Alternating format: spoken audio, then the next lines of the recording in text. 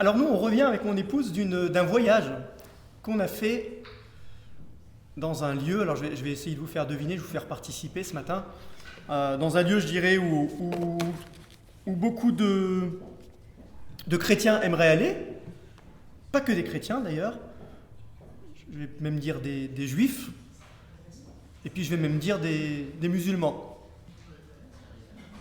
Dites-le plus fort.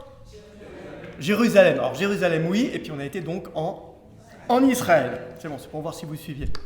On a été en Israël, donc on a eu la joie de faire partie d'un voyage organisé durant les vacances de Toussaint.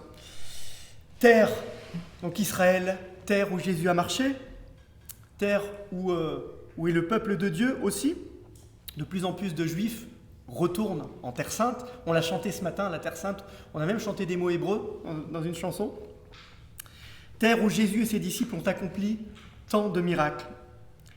Terre de la promesse où Jésus, c'est ce qu'on croit, reviendra aussi.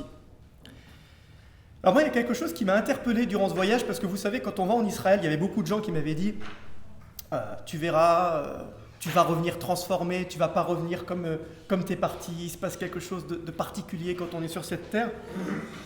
Et je vous avouerai que j'étais arrivé avec un certain nombre de je ne vais pas dire de clichés, mais en tout cas de préconçus. Je me disais, ah bah tiens, on va se retrouver sur les lieux voilà, de textes bibliques, où il y a des choses qui se sont passées, où, par exemple la multiplication des pains, on a été dans le lieu supposé, je dis bien supposé, parce que les historiens, les théologiens ne sont pas toujours d'accord, mais on peut imaginer que voilà, c'est à peu près à tel endroit où Jésus a accompli a fait la multiplication des pains et des poissons, à tel endroit où il est mort, à tel endroit il a fait tel ou tel discours. Mais ce n'est pas ces lieux-là qui m'ont le plus impressionné, parce qu'il y avait tellement de touristes et tellement de monde que c'était un peu, vous savez, on était un peu à la chaîne. Les bus qui étaient là garés, puis on arrivait, puis après il fallait dégager les lieux parce qu'il y avait d'autres groupes qui... Donc ça, il y avait une petite part de frustration. Moi, ce qui m'a interpellé durant ce voyage en Israël, c'est que j'ai senti une certaine lourdeur. Alors je m'explique. Une certaine tension humaine, mais spirituelle, je dirais. Et aussi un manque d'unité. Je vous donne un exemple concret. On est parti donc on a eu la joie de baptiser 2 jeunes dans le Jourdain. Alors ça, c'était un beau moment, c'était un bel événement. Donc ma nièce et puis une jeune qu'on a eue dans les camps, qui ont d'ailleurs aussi fait partie de cette église, pour ceux qui connaissent, Béatrice Chaillot, donc c'était la fille de Béatrice, Anaïs. Une vraie joie de pouvoir baptiser ces 2 jeunes dans le Jourdain. Mais voilà comment ça se passe.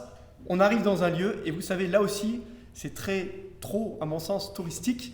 Il y a beaucoup de gens qui veulent se faire baptiser. Et donc on arrive sur le lieu, et il y avait plein de groupes, donc c'était rempli, et puis l'espace pour baptiser les personnes finalement est très restreint. Et là, on nous parque dans un coin, on nous dit vous attendez, et les baptêmes s'enchaînent les uns après les autres. Donc ça a enlevé un peu de charme au truc. Enfin, si on peut parler de charme, parce que le plus important, bien sûr, dans le baptême, c'est pas le lieu où on baptise, on est bien d'accord. Mais moi, ce que j'ai constaté, c'est qu'il y avait quoi ? Il y avait des orthodoxes, il y avait des évangéliques, il y avait des catholiques. Et je me dis finalement, le sens profond du baptême, qui est de suivre Jésus, d'accord ? D'obéir, c'est un acte d'obéissance. Le baptême, c'est un témoignage d'obéissance à la parole de Dieu. Et je me dis, on est tous là, ces personnes, finalement avec quelque part le même objectif, même si on n'a pas la même façon de partager notre foi. On est tous là les uns à côté des autres, mais il n'y avait pas vraiment de lien. Alors on a pu quand même se réjouir, il y avait certains groupes qui se sont réjouis avec nous, mais je trouvais que ça manquait d'unité, et moi ça m'a un peu attristé. On cohabitait, mais chacun faisait et vivait son moment de son côté. Alors au-delà du lieu d'Israël qui était bien sûr passionnant, où on a pu faire le sud, le nord, on a pu voir le désert du Negev, enfin on a pu voir des lieux magnifiques. Il y avait ce qu'on a vécu dans le groupe, 50 personnes, qui venaient d'horizons différents, et d'horizons notamment, je dirais, dénominations protestantes, évangéliques différentes. Donc il y avait des baptistes, voilà, vous êtes une église baptiste, il y avait des apostoliques, c'est une branche du protestantisme évangélique, il y avait des pentecôtistes, il y avait des darbistes, et alors, pour faire un peu, je vais le dire comme ça, le grand écart, par exemple, des personnes qui sont darbistes, Je ne sais pas si vous connaissez un peu la branche des darpistes, qui sont voilà, des protestants, et qui ont une façon de vivre leur culte qui est complètement différente, par exemple, des apostoliques. Et pourquoi je vous dis ça? Parce que le dernier soir, on a eu une soirée témoignage pour un peu clôturer le voyage. On a laissé l'occasion à chacun de s'exprimer, de pouvoir dire ce qu'il avait sur son cœur. Et il y a une sœur darbiste qui a pu donner le témoignage suivant. Elle a dit, écoutez, je vais être très honnête avec vous, moi je ne savais pas en venant ce voyage que je viendrais avec autant de personnes qui venaient du milieu charismatique, et ça m'a fait un peu peur au départ. Ça m'a fait peur dans les temps de partage, de communion fraternelle qu'on allait vivre. Pourquoi ? Parce qu'elle avait un a priori, elle avait un peu collé une étiquette en se disant, voilà, là, on n'a pas du tout la même façon de vivre notre foi, donc je ne sais pas comment ça va se passer. Mais ce qu'elle a dit, c'est que ces étiquettes-là étaient tombées au fur et à mesure du voyage. Elle a remercié les frères et sœurs qui étaient là dans le voyage et elle leur a dit, écoutez, moi j'ai vraiment vécu des bons moments parce que je me suis senti accueilli, je me suis senti aimé, je me suis senti considéré, écouté. Et finalement, c'est ça le plus important. Et puis ça m'a permis de me libérer aussi d'un certain nombre d'a priori que j'avais sur la manière de vivre sa foi. Et donc, elle a dit, la conclusion qu'elle en faisait, c'est qu'elle avait reçu beaucoup. Et puis on avait une guide aussi, une guide qui s'appelait Nadine, qui était une guide chrétienne, et qui a pu faire aussi un constat similaire. C'était son premier groupe qu'elle avait, puisqu'elle venait d'avoir son diplôme, je ne sais pas si c'est un diplôme ou pas, mais en tout cas son petit macaron de guide. Et elle a dit, il y avait une multitude de personnes dans ce groupe. Je sais qu'il y a des leaders, il y avait beaucoup de pasteurs, il y avait des leaders aussi de louanges, des gens qui avaient fait des CD de louanges et tout ça, donc des gens, je dirais qu'il y avait une certaine place dans le leadership. Mais elle dit, c'est pas du tout ça qu'on a ressenti. On a senti que les uns et les autres, les uns mettaient les autres en valeur, et il n'y avait personne qui voulait se mettre en avant. Et elle dit, moi, ce voyage, votre groupe m'a fait beaucoup de bien parce que voilà, il y avait cet amour qu'on ressentait, que vous aviez les uns pour les autres. Et finalement, c'est ce qui a permis, au-delà du fait qu'on soit en terre d'Israël, que ce voyage soit une réussite tant sur le plan humain, relationnel que spirituel. Et on a pu s'encourager donc et vraiment vivre des temps forts. Et justement, la Bible nous enseigne que l'unité est une des conditions pour que dans l'Église, les choses fonctionnent. Et je rajouterai pour que dans l'Église, les choses fonctionnent bien. Comme je vous l'ai dit, le slogan du Grain de Blé, c'est « Chaque enfant compte ». Et derrière ça, c'est de dire « Chaque enfant a de la valeur ». Pourquoi ? On l'a entendu ce matin dans les prières. Nous sommes des créatures créées par Dieu, donc voulues, donc choisies. Donc chacun et chacune d'entre nous, si vous en doutez encore ce matin, je vous le redis, on a une grande valeur. Et la première personne pour qui on a déjà une grande valeur, c'est aux yeux de notre Créateur. Et moi je dirais ce matin, chaque personne, pas chaque enfant compte, mais chaque personne qui est là présente ce matin, vous comptez. Alors je vous invite à ouvrir vos Bibles, et on va lire dans l'Épître aux Corinthiens, 1 Corinthiens, chapitre 12 et les versets 12 à 27. 1 Corinthiens, chapitre 12 et les versets 12 à 27.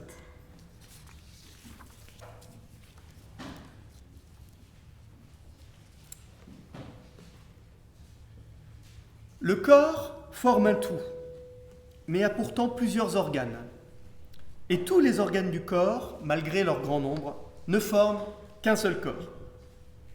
Il en va de même pour Christ. En effet, que nous soyons juifs ou grecs, esclaves ou libres, nous avons tous été baptisés dans un seul esprit pour former un seul corps, et nous avons tous bu à un seul esprit. Ainsi, le corps n'est pas formé d'un seul organe, mais de plusieurs. Si le pied disait « Puisque je ne suis pas une main, je n'appartiens pas au corps », ne ferait-il pas partie du corps pour autant ? Et si l'oreille disait « Oh, puisque je ne suis pas un œil, je n'appartiens pas au corps », ne ferait-elle pas partie du corps pour autant ? Si tout le corps était un œil, où serait l'ouïe ? S'il était tout entier l'ouïe, où serait l'odorat ? En fait, Dieu a placé chacun des organes dans le corps comme il l'a voulu. S'ils étaient tous un seul organe, où serait le corps ? Il y a donc plusieurs organes, mais un seul corps. Il y a donc plusieurs organes, mais un seul corps. excusez-moi, je le relis. L'œil ne peut pas dire à la main, je n'ai pas besoin de toi, ni la tête dire aux pieds, je n'ai pas besoin de vous. Bien plus, les parties du corps qui paraissent être les plus faibles sont nécessaires. Et celles que nous estimons être les moins honorables du corps, nous les entourons d'un plus grand honneur. Ainsi, nos organes les moins décents sont traités avec plus d'égard, tandis que ceux qui sont décents n'en ont pas besoin. Dieu a disposé le corps de manière à donner plus d'honneur à ceux qui en manquaient, afin qu'il n'y ait pas de division dans le corps, mais que tous les membres prennent également soin les uns des autres. Un membre souffre, tous les membres souffrent avec lui. Si un membre est honoré, tous les membres se réjouissent avec lui. Vous êtes le corps de Christ, et vous êtes ses membres, chacun pour sa part.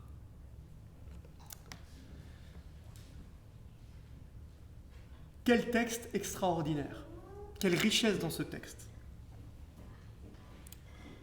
Ce matin, avant que je prenne la parole, Stéphane a donné des sujets de prière.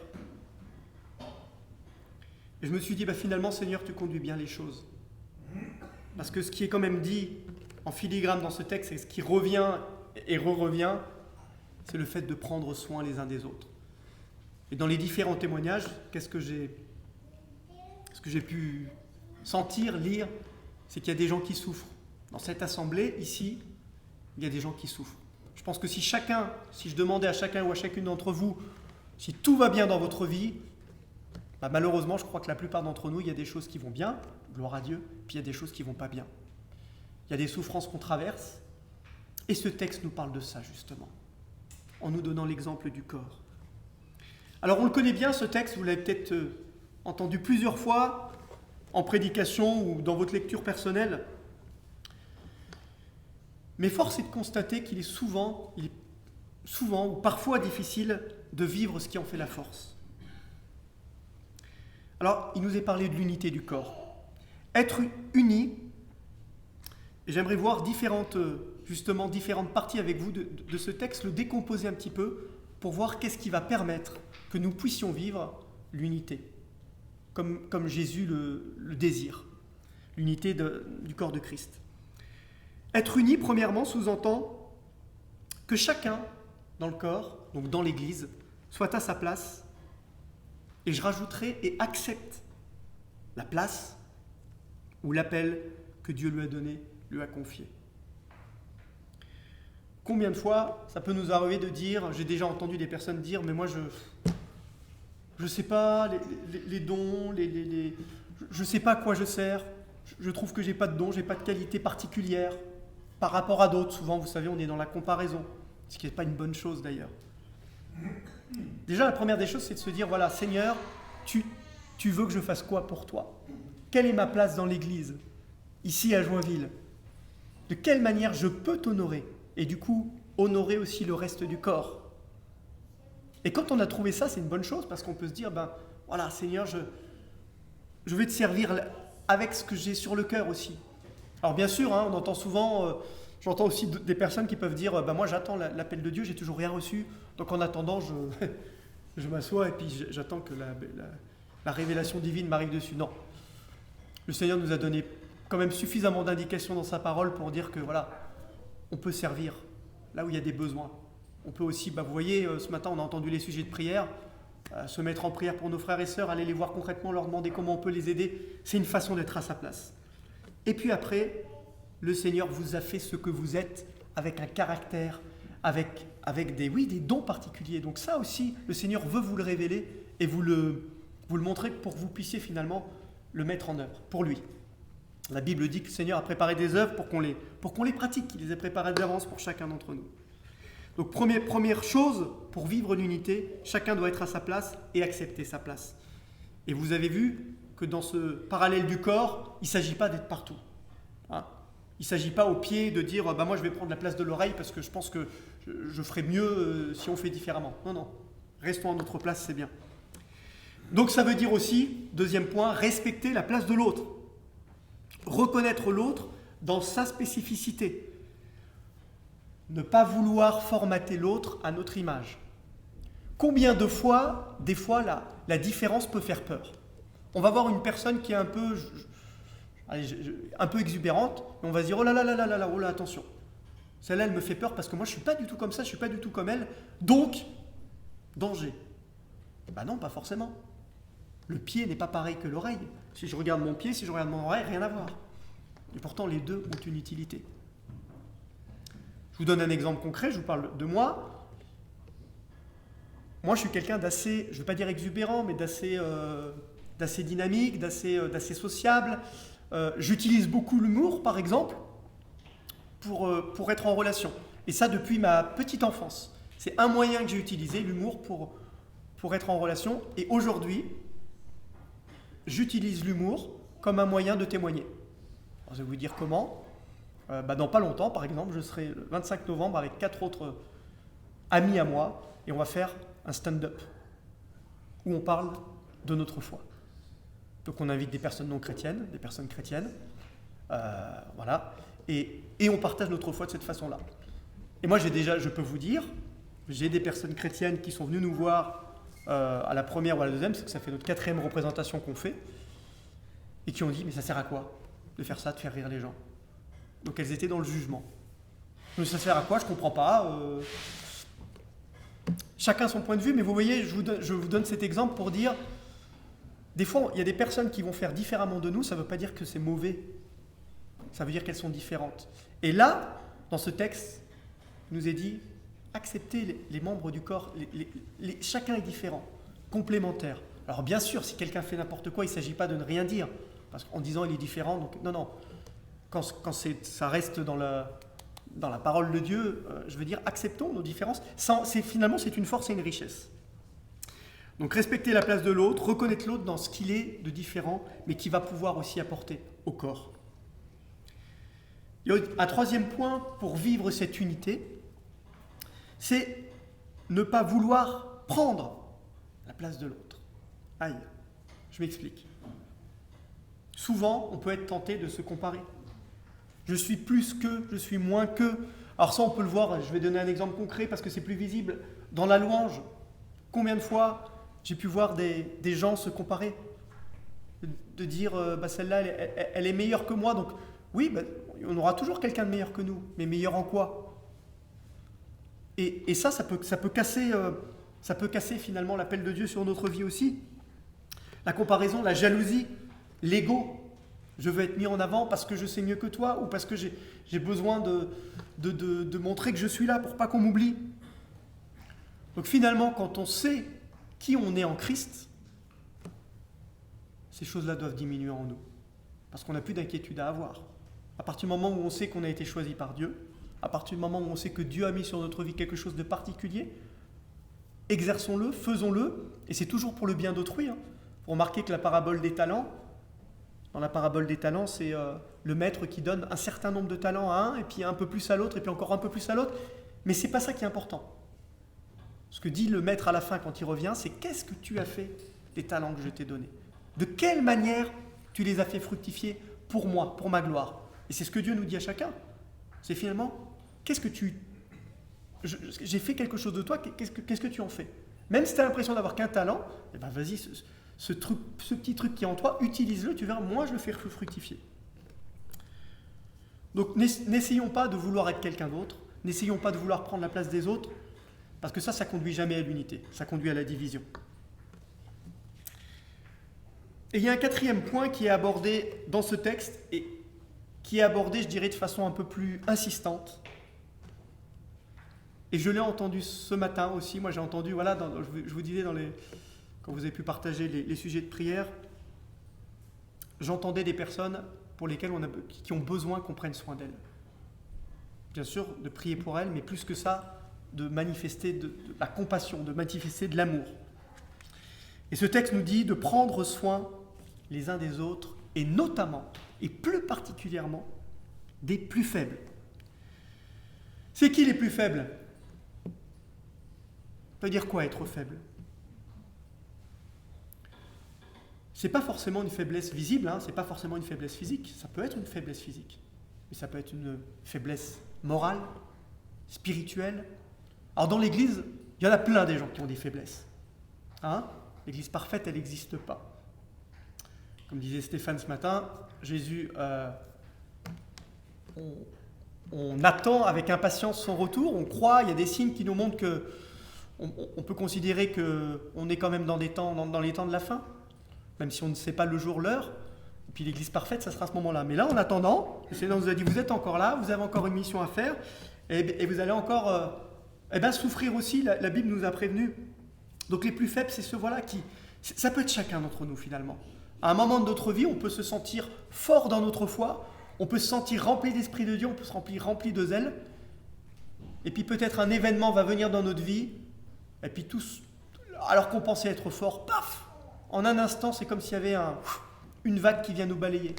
On pense aux disciples qui étaient sur la barque, qui venaient de vivre des temps extraordinaires, je crois justement le temps de la multiplication. Imaginez, vous venez de vivre avec Jésus un temps extraordinaire, et là vous vous sentez rempli, vous dites « Ah Seigneur, tu es grand, tu es fort, tu fais des miracles ». Et l'instant d'après, ces disciples-là, qui croyaient avoir tout vu, se retrouvent dans une tempête, dans une barque, et là ils croient qu'ils vont mourir. Et là ils crient, et ils disent « Seigneur, Seigneur, viens nous aider, on va mourir ». Et Dieu, lui, tranquillement, il dort dans la barque. Vous voyez ? Donc ce texte-là nous dit, dans 1 Corinthiens, prenez soin plus particulièrement des membres du corps qui souffrent. Et c'est à cela qu'on doit donner plus d'honneur. Ça va complètement à l'encontre de ce qu'on peut vivre dans notre monde actuel. Où pour réussir, il faut montrer qu'on est fort, il faut montrer qu'on est beau, il faut montrer qu'on peut gagner plus d'argent que l'autre, il faut montrer qu'on peut faire plus de vues sur les réseaux sociaux que les autres. Là, c'est l'inverse que ce texte nous dit. Ceux qu'on considère le moins, c'est ceux-là dont je vous demande de prendre soin. Et d'ailleurs, vous savez, dans Matthieu 25, quand Jésus dit « Quand je reviendrai », vous allez voir, et moi ce texte-là m'a toujours impressionné et même quelque part un peu fait peur pour moi-même. Voilà les critères sur lesquels je jugerai mes enfants. C'est sur ce que vous avez fait. J'ai eu soif, vous m'avez donné à boire. J'ai eu faim, vous m'avez donné à manger. J'étais dévêtu, vous m'avez vêtu. J'étais en prison, vous êtes allé me visiter. C'est sur des critères bien précis. Donc prendre soin, d'abord, bien sûr, l'Église et le corps de Christ. Prendre soin les uns des autres. Et ça, les amis, il faut être honnête, on ne le fait pas toujours bien. Et je m'inclus en premier là-dedans. Des fois, vous savez, on pense, moi ça m'est souvent arrivé, on pense à des personnes dans notre cœur et puis on se dit « Ah ouais, j'aimerais les appeler simplement, prendre des nouvelles et puis ça passe. » Puis peut-être des jours, des semaines passent et puis après on se dit « Ah oui, j'ai oublié de l'appeler, je prie pour elle. » Des fois, vous savez, c'est un petit truc, de se dire « Seigneur, là j'ai dit que je pense à elle, je l'appelle. » Vous voyez, c'est pas grand-chose des fois, mais ça fait tellement du bien. Et quand une personne souffre, elle a besoin de sentir qu'elle est portée par ses frères et sœurs. Et donc justement, le 1, 2, 3, 4, 5, le 6e point, tout le corps doit être connecté les uns aux autres. Vous avez vu, c'est pas seulement dans ce parallèle du corps qui est utilisé dans 1 Corinthiens, c'est pas seulement le pied qui fait son truc de son côté, mais c'est le pied qui s'intéresse à ce que va vivre l'oreille et l'œil qui s'intéresse à ce que va sentir le nez. Vous avez bien compris que dans cet exemple, c'est de dire « Regardons, nous, regardons ce que font mes frères et sœurs et apprenons aussi dans ce regard et dans cette écoute, dans cette bienveillance, dans cette attention qu'on porte les uns pour les autres, à pouvoir fonctionner. C'est comme ça qu'on peut bien fonctionner ensemble. Alors j'aimerais justement, pour illustrer le parallèle avec le corps, prendre un thème que j'affectionne particulièrement, c'est le sport. À titre personnel, je fais du sport, je fais du trail, je cours dans la forêt, j'aime ça, enfin dans la forêt, dans la nature, ça me fait du bien. Je fais aussi un peu de sport, de fitness, voilà, pour m'entretenir. À partir d'un certain âge, il faut entretenir ce corps qui vieillit. Et j'aimerais vous poser une question, qui aime le foot ? Il y en a qui sont fans de foot ? Il y a au moins 2 personnes dans la salle. Wouh ! Allez, Paris, PSG ? Non ? Tu soutiens quelle équipe ? Rennes. C'est bien Rennes. Les supporters de Rennes, ils sont super. Et toi ? Paris est magique. D'accord, calme-toi quand même. Hein ? On va parler de Paris est magique. Alors justement, allez, les 3 stars actuelles du PSG. Neymar, Zidane, merci Stéphane. Alors Stéphane, alors les supporters, si vous pouvez faire une petite formation express à Stéphane. Alors Neymar, Mbappé et Messi. Bon voilà, il y a les autres aussi qui sont, je dirais, qui sont pas moins importants. Mais les trois sur lesquels le focus est mis, les trois stars, on peut dire stars internationales. Et d'ailleurs, le Qatar a désiré réunir les meilleurs pour avoir la meilleure équipe. C'était un peu l'objectif. Alors moi, je ne suis pas un fan de foot. J'aime jouer au foot. Je regarde de temps en temps des matchs, mais je ne suis pas un grand fan.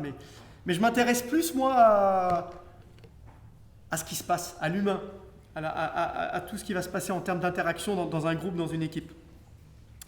Et on peut prendre justement une équipe de foot, on peut comparer à un corps. Comment il fonctionne? Alors au début, où il y a eu les trois qui ont été mis ensemble, moi ce que j'ai constaté, c'est beaucoup d'individualité. Beaucoup de désir de briller personnellement. Mais je dois dire que sur certains matchs, j'ai vu ces trois joueurs-là notamment se servir l'un l'autre plutôt que se servir les uns des autres. Et il y a un match notamment où les trois ont marqué, justement, c'est quand j'étais en Israël, où ils jouaient contre une équipe d'Israël, alors je ne sais plus qui. Ils les ont bien écrasés. Et où on a vu qu'ils ont pu se servir à travers les passes, à travers l'interaction dans le jeu. Donc c'était déjà super beau à voir. Et ils prenaient du plaisir. Et finalement, ça a transcendé l'équipe aussi, le fait de pouvoir vivre ce temps-là ensemble et de pouvoir se servir, pas se servir des autres, mais se servir les uns les autres, comme je vous disais. Ça change tout.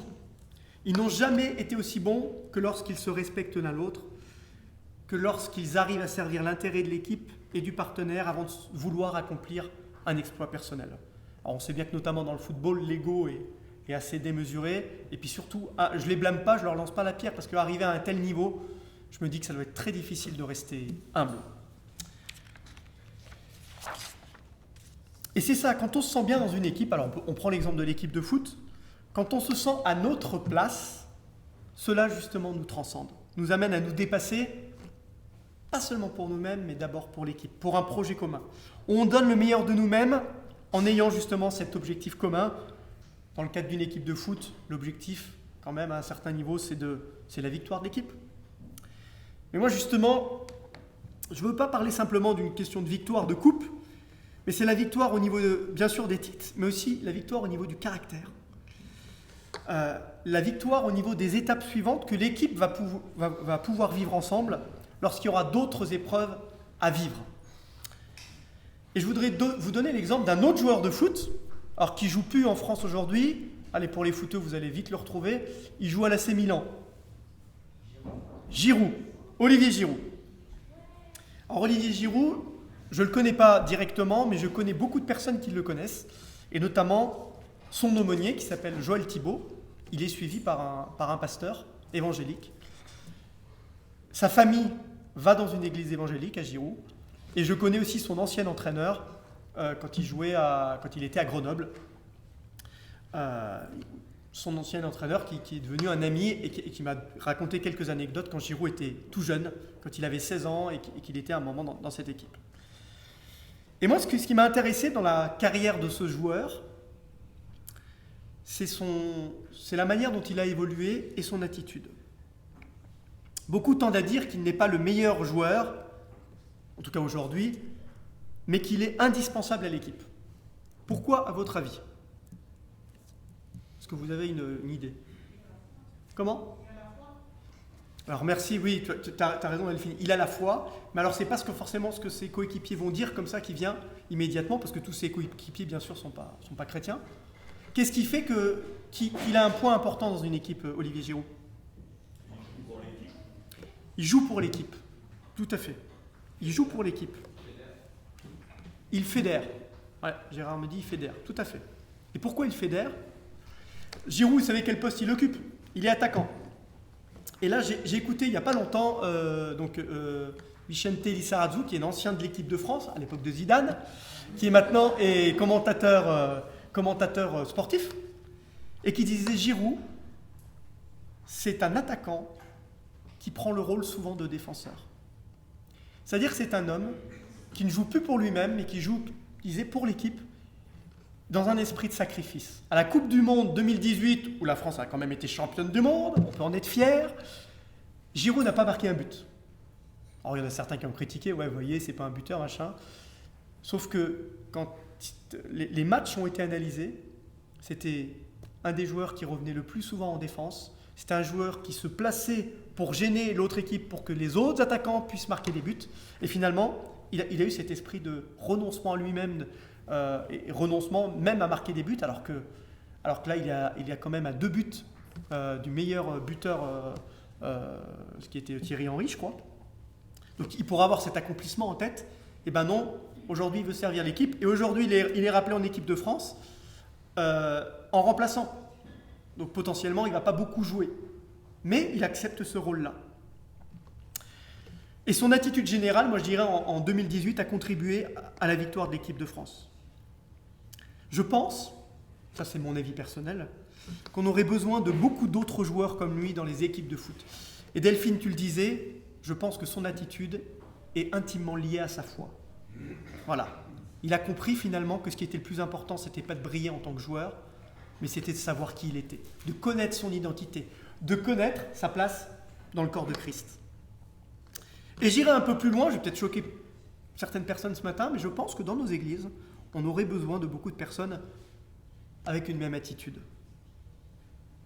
Ben oui, une attitude où on peut s'oublier soi-même pour le bien commun de l'Assemblée. Et ça, c'est pas toujours évident.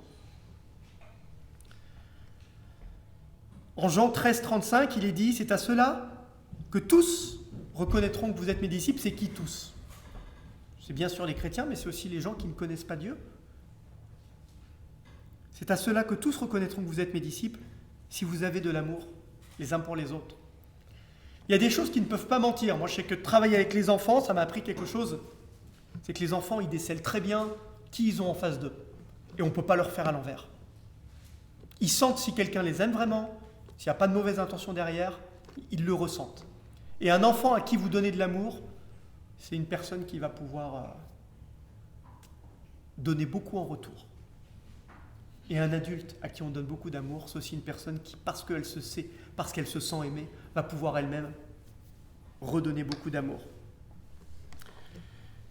L'apôtre Paul, toujours celui qui a écrit donc l'épître aux Corinthiens, pouvait dire en Philippiens 3:8, il disait la chose suivante, et franchement, faut le vivre. Il disait, je considère toute chose comme une perte, ou alors comme de la boue, dans une autre version. À cause de ce bien suprême, la connaissance de Christ, j'ai accepté de perdre tout cela afin de gagner Christ. Paul, on pouvait dire que c'était l'homme qui, d'un point de vue social, d'un point de vue de la réussite personnelle, c'était quelqu'un qui avait réussi. Voilà. Juif, romain, citoyen romain, il avait une culture, il avait une connaissance très approfondie. C'était un homme, avant qu'il connaisse Christ, qui était respecté, puis quand il a connu Christ, enfin, voyez, c'est quand même, il a accompli, son ministère était extraordinaire, on peut le dire. Mais voilà ce qu'il dit, cet homme-là, qui connaît tant de choses, qui a vécu tant de choses avec Dieu, qui a accompli des miracles extraordinaires. Tout ce que j'ai appris, tout ce que j'étais, tout ce que les hommes ont dit de moi, je le considère comme une perte. Pourquoi ? Mon seul objectif, c'est de gagner Christ, et je dirais même d'être gagné par Christ. Et Paul, on voit bien qu'il a eu un ministère de renoncement. Et d'ailleurs, c'est ce qui lui était reproché souvent dans certaines églises. Oui, cet homme-là, quand il est devant nous, il bégaye un petit peu, il ne parle pas forcément facilement. Mais parce que Paul avait sacrifié sa vie pour l'Église, pour le corps de Christ. Et il a renoncé à lui-même, finalement, pour pouvoir obéir à ce que Dieu lui demandait de faire. Voilà, d'avoir ce ministère notamment parmi les non-juifs. Et c'est mes amis, à quoi on devrait tendre tous. Ça veut dire quoi être gagné par Christ ? Ça veut dire quoi gagner Christ ? Ça veut dire que Dieu est tellement présent dans nos vies personnelles, dans nos cœurs, qu'on lui remet tout, qu'on accepte de tout lui abandonner. Et si bien que les choses qu'on considérait comme si importantes pour nos vies, je ne sais pas, hein, ça peut être une passion, ça peut être votre travail, voilà, l'accomplissement dans le travail, ça peut être l'accomplissement même dans la famille.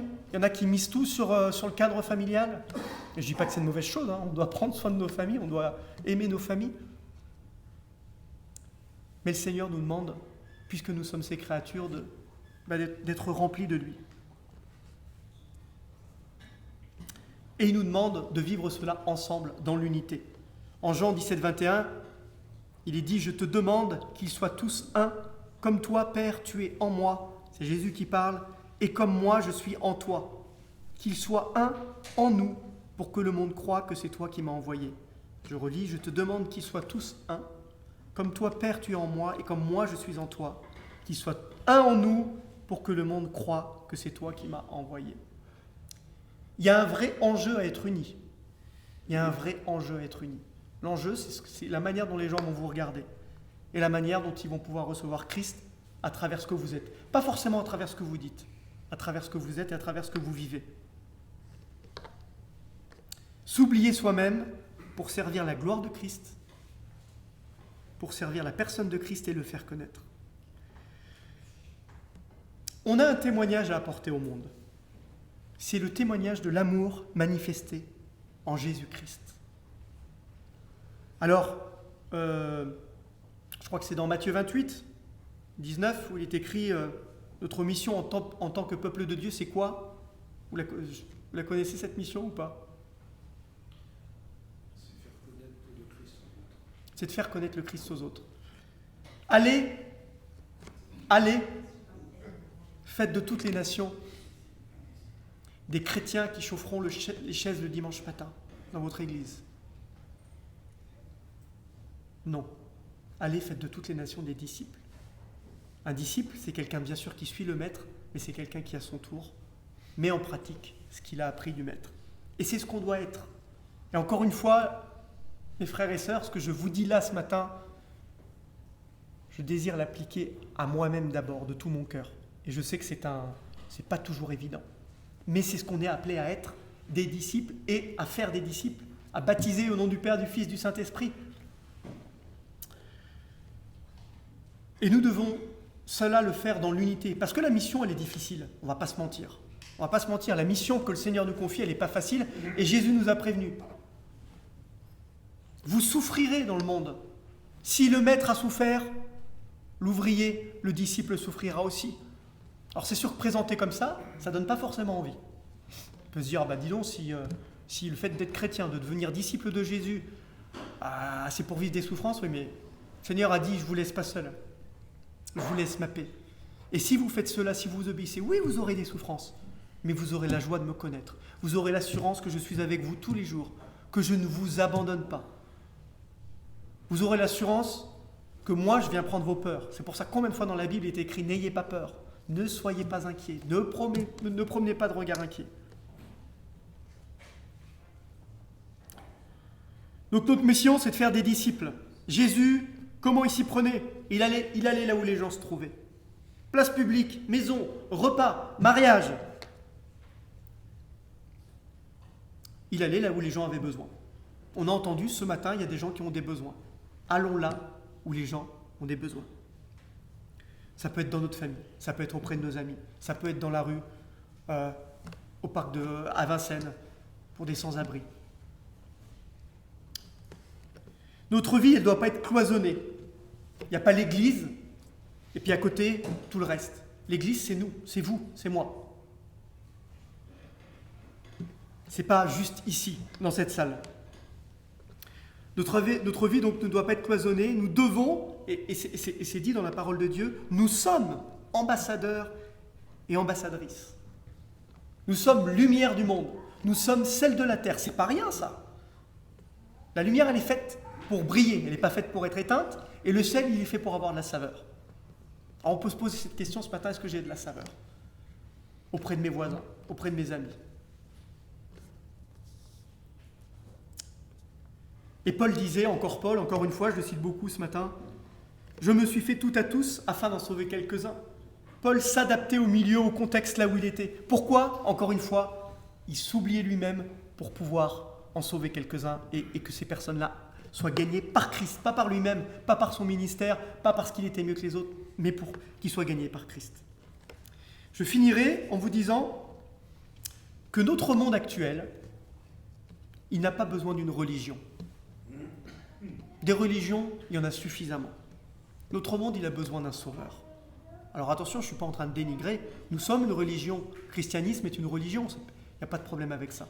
Mais le monde aujourd'hui, il a besoin d'un sauveur. Le monde aujourd'hui n'a pas besoin d'une église parfaite. Il a besoin de chrétiens authentiques qui donnent envie de s'approcher d'un Jésus accessible, d'un Jésus qui donne envie.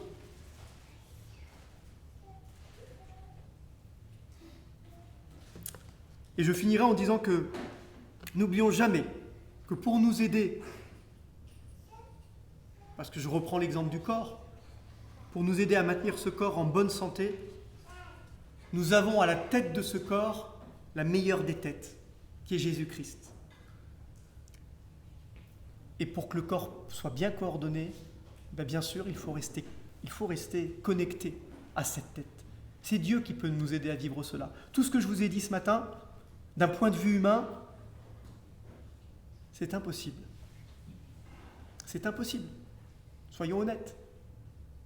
Mais quand on recherche de tout notre cœur le Seigneur dans nos vies, quand on dit « Jésus, je veux que tu sois maître et Seigneur de ma vie », alors croyez-moi, et ça je vous le dis sans me tromper, le Seigneur viendra changer vos vies. Le Seigneur viendra vous faire un peu plus chaque jour, vous oublier vous-même pour pouvoir être au service les uns des autres. Et alors, le monde verra les enfants de Dieu et aura envie de ce Jésus-là qui se vit en esprit, on l'a entendu ce matin, en esprit et en vérité.